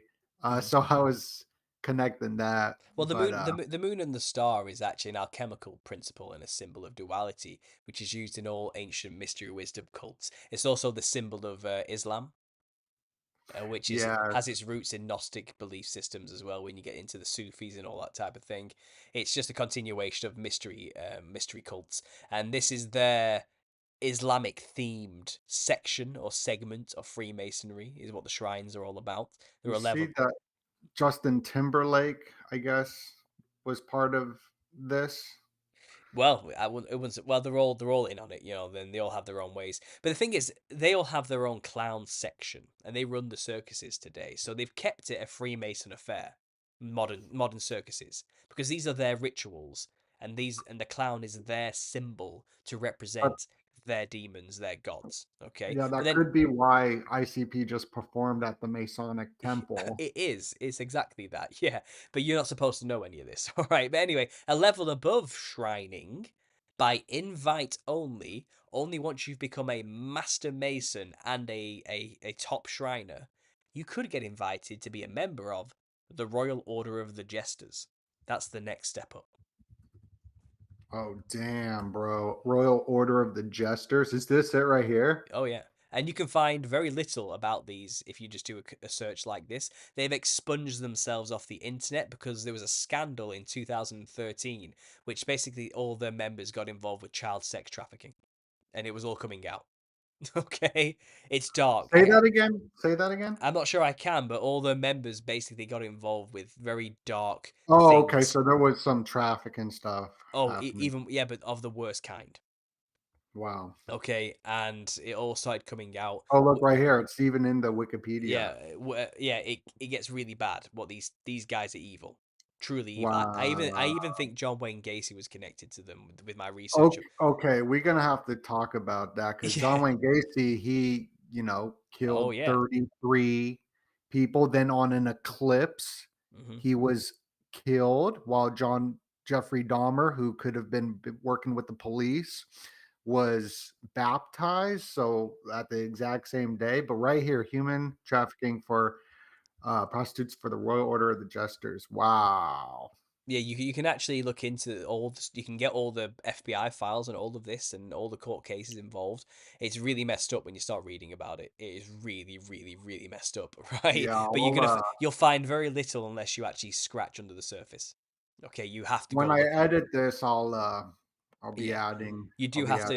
adding I've written a chapter on them in my book, but there's only so much I can actually talk about online. I think. You right. know what I mean? That's why I like to do this private Rumble stream and then edit it. Yeah, yeah. You got to be very careful with this group. They are not beyond doing the worst possible things to silence you either. They're the highest order though. I mean, to be a jester is considered the highest honor in Freemasonry. Why do they Okay. venerate the clown and the jester so much? Because they're representations of the gods, the Nephilim, who they talk to and communicate with and create channels with, you know. That's So crazy. it's right, it's all there. Oh, and it all goes back to the creation of the Nephilim, the creation of ancient mystery school wisdom cults, you know. Now, John Wayne Gacy, my connection there is, you'll know he murdered 33, you know, young men. Um, well, where he And was then he came out saying, "Nah, I would." He like that basement with the skeletons and the people. He says that that was for other people. Like he came out and said that, yeah, but it's kind of well, not he said a lot of weird things. Okay, this guy, obviously famous for dressing as Pogo the Clown, only started dressing like the clown at the height of his killing spree. Okay, when he was feeling very cocky and confident. This guy clearly had connections to maybe the Secret Service of some kind. He was a public servant. You know, he did a lot of things for the community as well. He was well connected in politics, but he lived about a half an hour drive away. Um, to the Jester Lodge, his local Jester Lodge. Okay, wow. and he is actually only an hour and a half drive away from the headquarters in Idaho. I think it's Idaho, just south. Okay, so he's not actually very far away from any of these major organizations and the links. And it seems like he was caught talking to two young men and talking about how basically he's not going down for the guys he bought from them. So he was involved in trafficking. He trafficked two of his victims. They were given to him. Do you get what I mean? By the traffickers, who I think the people who gave him some of the young boys to murder were the jesters who were bringing him victims. And Gotcha. I think that's why he dressed like a clown so much as well. I think he was probably affiliated with them or a member of them in some kind or had made it to them. He was a member of the Buffalo club, I think, which is like the local version of Freemasonry. Do you get what I mean? Yeah, So yeah. he was a member of a local fraternity of sorts, and I think he made connections with members of the Jesters, and I think the Jesters did traffic victims to him. Okay, Wow. and obviously he dresses like a clown because he was probably let in on the secret, you know, dressed like the thing to channel the thing. Or it's just all symbolic, Or yeah, well, it's hard to tell what the reason is behind it. Maybe some people dress this way because they gives them power because they channel the demon, they feel powerful, or maybe it's the demon already within them trying to make the vessel look more like them. Do you know what I mean? By influencing them to dress like a clown a bit more. Who knows? You know, it could go. It could be both for all we know. But make no mistake, the Freemasons know full well what dressing like a clown is for. It's their version of ancestor spirit worship, ritual garb. It's just we're not supposed to know that, you know. And it's dark, but there you go. That's where we get the costume of a clown from. It's 100% a Freemason creation from the 1800s, and it's been used ever since as a tool for channeling demons. And you'll find in the modern era, you know, clowns are pushed on us. They want people dressing like clowns. The more, the better. Absolutely. Wow. Wow. So with this solar eclipse coming, the Yeah. year of the dragon, I want to be surprised with this new demon face stuff in the news Yeah. that we get some sort of clown serial killer reemerging. hmm Well, I've just covered this. I did just make a video about this yesterday. Or was it the day before? I've made two videos about it now, a short one and a long one. But I, this yeah, is yeah. this What's is your thoughts on this? Because I know we're keeping you a little long, but no, no, uh, it's okay, it's okay. okay. But this obviously was brought to my attention by everybody. They're like, you have to see this. As soon as I saw this, I thought of you, Paul. It's what I keep getting told.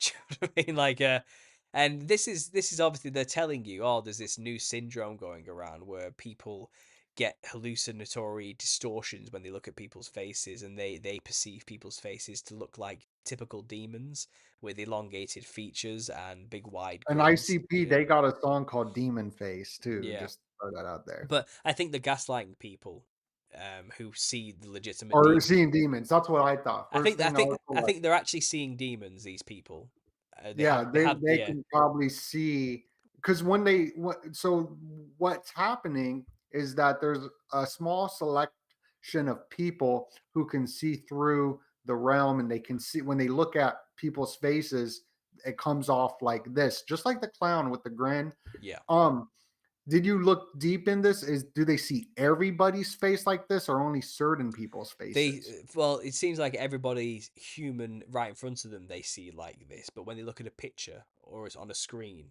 they don't see it. I got you. They have to be right in front of them, and it's not made clear if it's everybody or not. They don't really talk about that. You know, they just They say don't talk about that, they right? just say people see this, you know, happening to people and this distortion happening. And it's like they've created a syndrome to justify why people are going to start seeing demons soon. Because this is why is this just suddenly happening now and it's never been documented before? What is you know, like it's odd, isn't it? And people are theorizing, you know, that the eclipse is going to cause people to actually start seeing this more often, and they're just kind of preparing for that eventuality by inventing a new syndrome to explain it away when it does start happening to people. And there's many theories about what people are seeing. You know, I believe we're seeing the demons in humans. The demon that's currently using that human to experience stuff. People are just seeing it. Some people theorize, no, no, no, what you're seeing is the mask slip. And that's not a human at all. That's what they really look like. You know, like they live. You know, Yeah, yeah, yeah, I've yeah. heard that. I've heard that one too, and that's diametrically opposed. It can only be one or the other. Or maybe it's both. Maybe it's both happening here. Maybe there are some people who are not human. Maybe, but that's a dangerous path, man. If you start going Yeah, down that route, who knows what you're gonna do? Yeah, I'd like to assume it's just the demons within people suddenly being visible. I think that's what's really going on because you get people who are like just normal people. It's like, can you see it on me? Is it happening to me? And it's like, yeah, you've got one too. It's that type of thing. And since releasing my video, I've got loads of comments from people saying this has happened to me for years. Like I've been seeing this too. And the funny thing is, what well, I've think about shapeshifters too, that whole, yeah, there's that too. um Yeah, about the holographic shape shifting hologram suit, and even just, it's been around for a while. The phenomena that they live among us. They're here with us.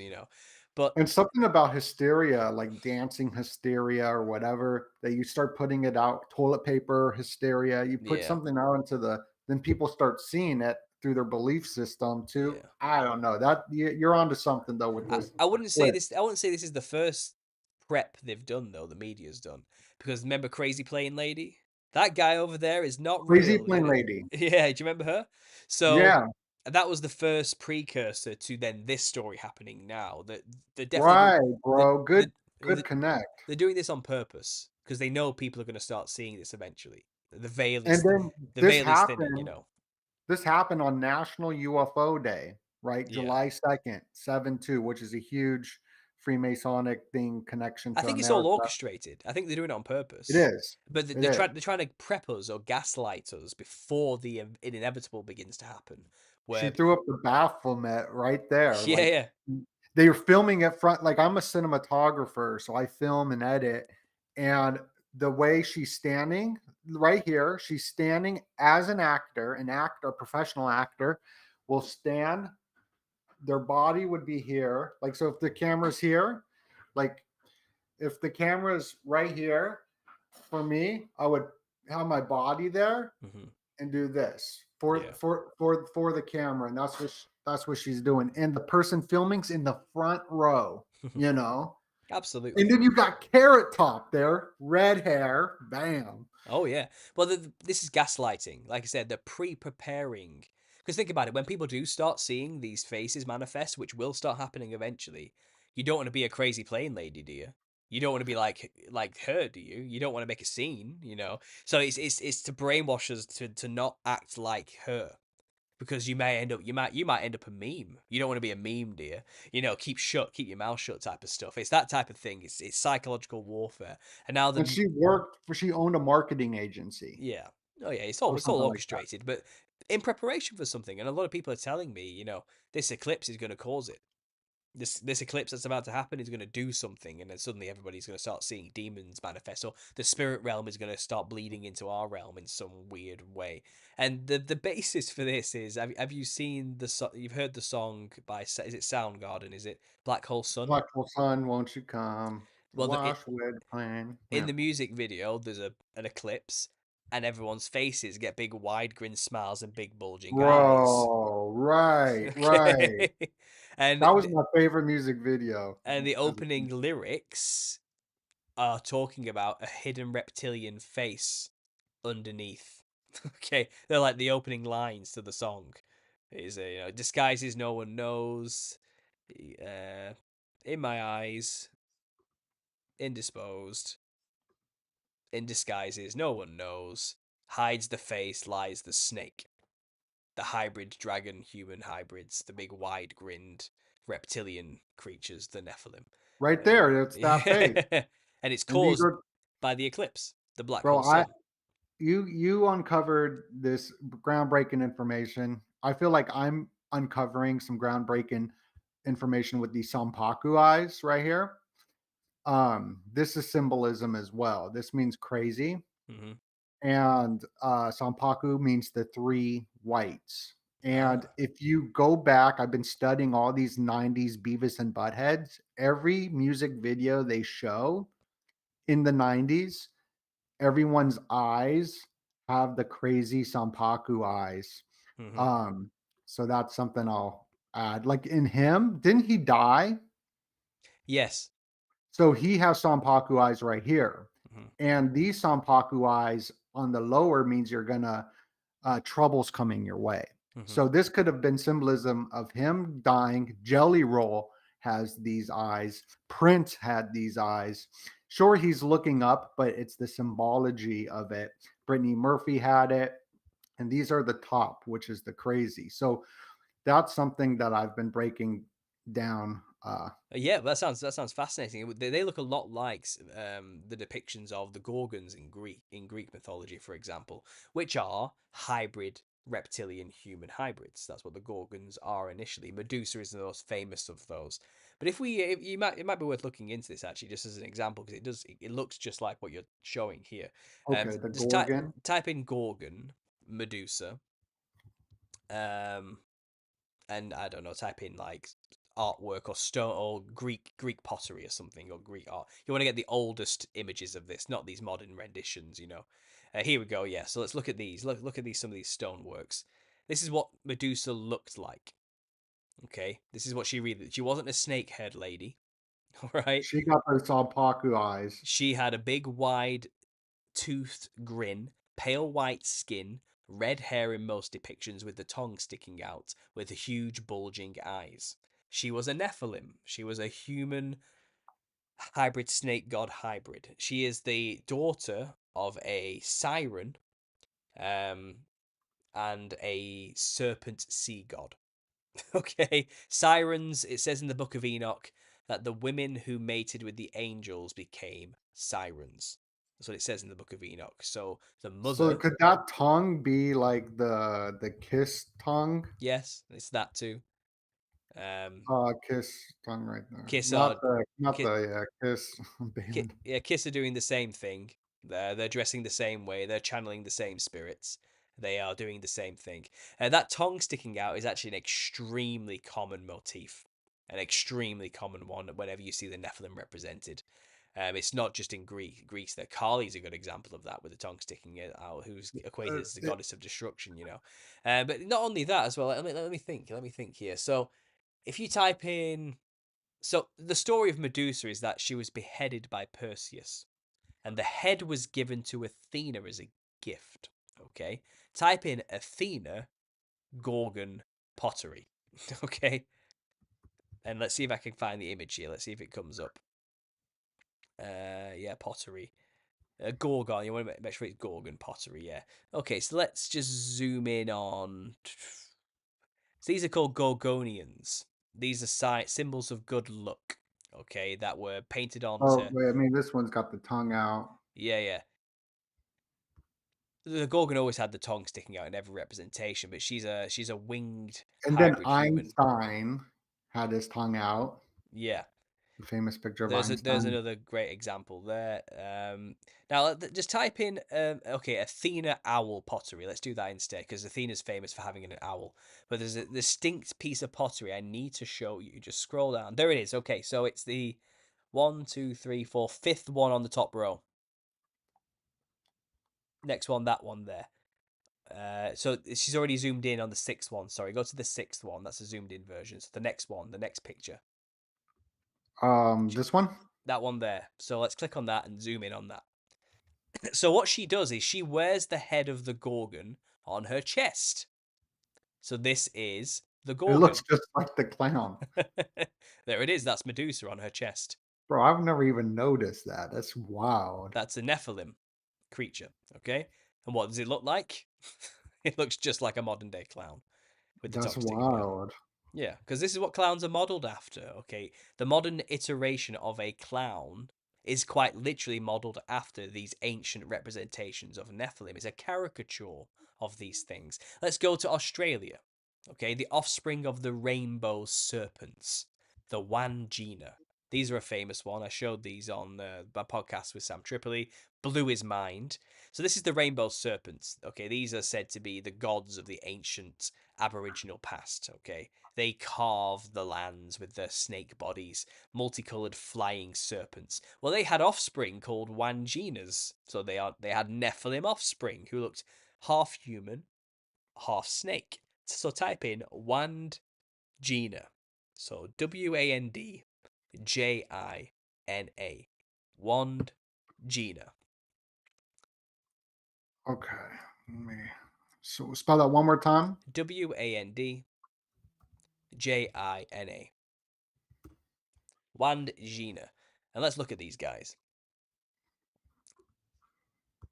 Can you see it okay? Oh yeah, yeah. So Okay. there you go. Wild red bushy afro hair, pale white skin, big huge glowing eyes, big bulbous red nose in this case. His paintings are on rocks, rock depictions. Let's go back to Google Images, and you'll find more modern renditions from artists who basically have dream visions of these things and things like that based on these rock carvings. Let's just go to Images, and you'll find they are quintessentially the perfect clown, even in a polka dot red costume with a neck ruffle. You could even say it looks a lot like Aleister Crowley, Lom, and he Yes, summoned Iowas on the eclipse, the April yeah. 8th date. But these were Not on an eclipse, but the day the eclipse will be happening. these were giants. These things, okay. And if you zoom in on them, they look like they're dressed in a clown costume with red polka dots. They have big red. Oh, right here. Yeah, they've got big red afros. Okay, they're wearing a clown costume with a big neck ruffle. Look at that one there with the red nose carving on a rock painting. That right there, does that look like a clown to you? Like our version of a modern day clown? I think it would. And I have an image that I sent you, which you were playing at the start, which showed I made them side by side, so you can see literally what I'm talking about. On that video you were playing in the 15-minute clip. But there's It's the in the one. beginning of it. Yeah, so there's the Wandjina with their rainbow serpent fathers. So that's the seraphim flying angels, the fiery flying serpents, mixed with. So there's just examples here. If you let this roll, there's examples of cultures all around the world dressing like the Nephilim. There's the Wandjina right there. It looks like a clown. Here's the totem poles of North America in the Guajanas. Pale skin, red lips, red nose. This is their representation of something they dealt with. This is in Spain. They have their own versions. This is in Africa. They have their ancestor spirit cultures where they dress like the spirits. This is South America. This is the Selknam tribe where they're dressing like spirits. This is the Bali demon god of Rangda. This is again a North American tribal mask. You see the thing. This is a pale skinned, red lipped, fiery red haired demon monster from Japan and China. Tongue Okay, out. with the tongue sticking out. This is like the Rakshasas of India. They were Wow. everywhere. They were on every continent. And they all have their own artistic, stylized way of depicting the exact same entities. Look at this. They dress like the red-haired, white-skinned monsters that used to cannibalize them, this tribe in Papua New Guinea. This is again Africa, ancestor spirit worship culture, trying to mimic something. Pale skin, red hair. This is Fighter Con. This is in Thailand. This is the Spirit Festival. Big wide grins with sharp teeth. No, this is in India. This is from the Theyyam Festival, where they try and channel the spirits of the ancestors. Wow, bro. It's super impressive, bro, how much you know on this. Again, It's really, this you got this again. This is another Indian rendition of the I'm Rakshasa telling you, demons. that title, it's no laughing matter. And this It's is where good. this is the point. What we call a Western clown, a clown as we know it, that word. If you drop the act of acting like a clown, this is what they're based on. This is where the image comes from, the aesthetics. Here's a Papua New Guinea child in a It's got very the in dots an and all that. extremely isolated tribe in Papua New Guinea, and this is what he chooses to do. He whites the skin up and gives himself a red nose. Okay, Well, and also the dot powdering is like yeah, the confetti. yeah, it's like polka dots as well on a typical clown costume, absolutely. And it's like because they're trying to venerate something. Here's a Japanese oni mask used in kabuki theatre, something similar as well. They have the same things. Here's another member of the same Papua New Guinea tribe, wild red hair, headdress, red nose, and you can see these themes running through everything. Like this is these are supposed to represent ancient generals of the ancient Yeah, past. that's like that movie, the Three Ninjas. Remember that flick? Yeah. But these represent dead spirits that they're mimicking here with the pom poms all over them as well. The red pom poms, shiny golden snake like her feathers motifs. And like honestly, like it's everywhere on every continent. I've shown it on my channel ad nauseum for 8 years, and I have thousands of images just compiling, and you can see the common theme. They all saw something. And these are memories that have been passed down from generation to generation, and we see echoes of something from the ancient past that every culture interacted with. And today they are the demons. Here's a Rakshasa demon of India, for example. Here's, again, an African ancestor spirit worship tribe dressing the same way, trying to channel the same things. Back to Papua New Guinea again here. They're trying to emulate something, and it's serpent skin, big, wide-grinned monsters. These are the Aboriginals, if I remember correctly, of Australia doing this.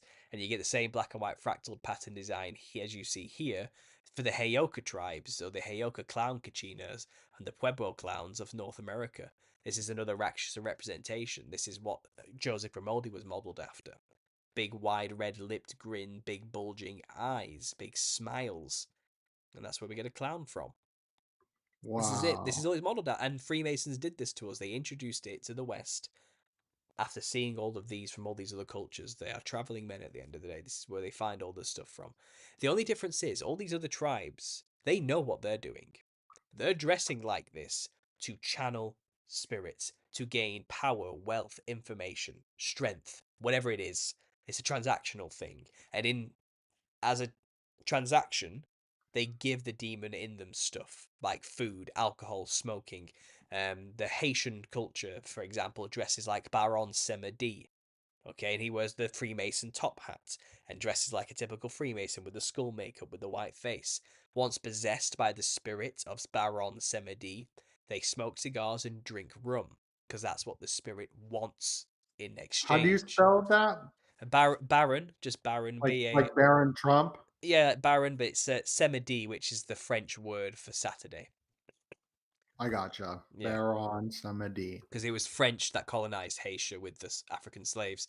So that's where it comes from. And Haitian voodoo is like an amalgamation of Freemason symbolism, French Catholicism, and African ancestor spirit worship, all slapped together. But they dress Wow. like this to be possessed by the spirits of the Guide family pantheon, and Baron Semedi is just one of the members of that family. And when they dress this way, they channel him into their body, and they then drink rum and smoke cigars to please the spirit. Okay, that's the whole point of it. Interesting. But then if you go to Korea, type in Mudang, so Mudanj, Korea Mudang. So just get rid of the first N. There we go, Mudang. So this is the Korean shaman. These are the Koreans who dress this way in the top hat, just like the Freemasons do, just like Baron Semedi, to channel spirits. They dress in colourful psychedelic patterned clothing with ribbons, okay, and they take spirits into them, and then they cut themselves with knives and stab themselves to prove they've been possessed, because they'll cut themselves but not bleed, and they'll heal instantly. Things like this, okay? And that proves they've been possessed. So then the people who have paid them to do this know they've got the money's worth, okay? And then they'll communicate with the spirits through the shaman. The shaman will speak in possessed speak, and it's the spirit talking to the people through them as a channel. So these practices are ancient, they're everywhere. Shamans are heavily involved with all of this, and all shamans tend to wear a big wide brimmed hat like this of some kind. Any shaped hat seems to do. This is why wizards wear hats. This is why witches wear hats. You know what I mean? This is why the Freemasons wear the same hat. It's a tool to channel spirits, and this is an old game, man. This is a really old game, and every continent just Yeah. copies the same thing over and over and over again. And yeah, it That's nuts. it goes deep. It's trippy. That that goes deep. Well, I appreciate you, Paul, coming on here, showing us all this information. I got all of Paul's links down below. I'm definitely going to binge watch it. All the slides I was showing was from Nephilim Clown Connection in 15 minutes, but we got a full few hours. But yeah, oh, look at the pride kind of thing. Yeah. So here's his website. Where can people, where would you like people to go to? Okay, It so looks like you got a GoFundMe. I'm on YouTube. That's where you'll find me primarily. I've been on there for a while now, a decade, but you'll find all my work in a playlist called The Nephilim Look Like Clowns surrounding this. You can find in my collaborations playlist all my podcast visits over the past year. I've done many of them, interviews and collaborations there. I think it's the fourth one along. But I also interview other people, other podcasters, other researchers myself on many topics, not just the clown thing. But and there I am with Sam Tripoli, for example, the Oh, we second got one. Gary Wayne. Nice. Yeah, I've talked with Gary Wayne about this, and I've been on many podcasts, so I've talked about this ad nauseum at length many times. But my main series is where you'll find it, the Nephilim Look Like Clown series. So go to YouTube, come check it out. I talk about other things. I'm not just a one-trick pony, but this is kind of my baby, you know. But Sure. I talk about all things conspiracy related. Many controversial topics are discussed on there, as Well, you we're can gonna see. have to get you back on to go over other Yeah. conspiracy stuff and Absolutely. whatnot. But I'll, like I say, I am writing the book on the Nephilim Look yeah. Like Clowns. The GoFundMe sends you to that, where people have been supporting and pre-ordering copies. So Okay. people have been pre-ordering for £100, and they'll get a signed copy sent to them by myself once published. The first volume is being published in 2 months. And I've been sending updates there, telling everybody to send me their information and everything. But that's the support there has been overwhelming. The book is almost, like I said, the volume one's almost done. It's going to be about a 500-page epic once finished. I've written the first 250 pages, and that's what's about to be published as volume one. And volume one covers a lot of what we said today, the history, the pure history. Volume two is going to be a breakdown of all the ancestor spirit worship cultures around the world and the modern day stuff like clown murderers, the fear of clowns, clown fashion, the music industry, the film industry. So that's what book two is all about, the now. Book one is the history, book two is the now. So it's going to take another year to get volume two out, but I'm doing this properly. It's scholarly work. It's all fully referenced. It's not just a throwaway book. I'm trying to make this as legitimate as possible because Yeah, I'm gonna definitely order one. Well, I'll put that link down below, everybody, but you yeah, can go to his YouTube and it goes straight there. I'm definitely gonna get one. yeah. This is gonna be a big seller, and it's gonna be cool to get the autograph. You said you'll autograph them. If you pre-order one for £100 or more, I'll personally send you a signed copy. I'll mail it to you myself. Yeah, Um, that's dope. that's the deal there. But in the future, who knows? Maybe I'll come up with a signed copy offer or something, or a competition. Or I'll do things in the future. But right now, I'm just focusing on getting the copyright sorted, or all the legal stuff behind publishing a book, all that type of thing, book cover proofs, and all these days. So I'm in that process right now. And once volume one's published, I'll come on the So when new does the book two. campaign end? So I know a good day to get this edited and put out for my YouTube, because I know when I get it on YouTube, it'll get a bunch of um You can traffic. release this anytime you want. Once I publish the book, I'll do another tour. I'll go and talk about it with everybody So it's again. all good no Yeah, matter yeah. when it comes out. It's done when it's done. I know Okay. roughly. I'm probably gonna have it done in a couple of months, maybe 3 months of the push. It'll be finalized and published. I'm still waiting for some trademark stuff to come through, legal speaking as well. And Definitely get it done before Black Friday or Christmas so people yeah. can It'll be done do. before Christmas, that's for sure. I'm aiming for 3 months from now to have volume one published. That's my And how max. long did it take you to write it, the I, 500 pages? uh, Not including the research part, because I know that took years and years, but sitting down, writing it out. it's taken me since March 2023 to get this first book finished. So Gotcha. a while, Gotcha. about a year. It's a project. It's a full project. It's a proper book. It's not just like a throwaway thing. It's you'll learn a lot reading this, and it goes into, like I said, as we talk today, this topic tendrils out into everything else.